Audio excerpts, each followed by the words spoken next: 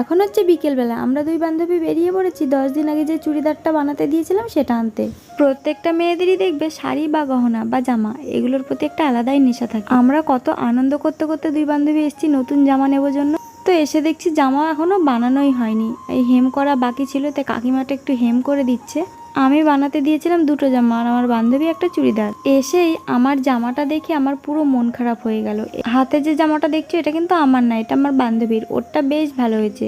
কিন্তু আমার জামাটা দেখে এতটা মন খারাপ করছিল আমার একটুও ভালো লাগেনি। একটা জামা বসে থেকে বানিয়ে নিয়ে তবেই গা বাড়ি আসলাম। আর আসার সময় বাজার থেকে কিছু টুকিটাকি কেনাকাটা করেছি, কারণ সামনেই একটা অনুষ্ঠান আছে। চলো, বাড়ি এসে জামাটা যতক্ষণ না পরছিলাম ততক্ষণ একদম ভালো লাগছিল না, কিন্তু হাতে নিয়ে যতটা খারাপ লাগছিল পরে কিন্তু ততটা খারাপ লাগছিল না, মোটামুটি লাগছিল।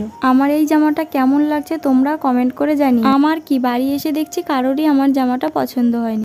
শেষমেশ খারাপ মন ভালো করলো বিরিয়ানি।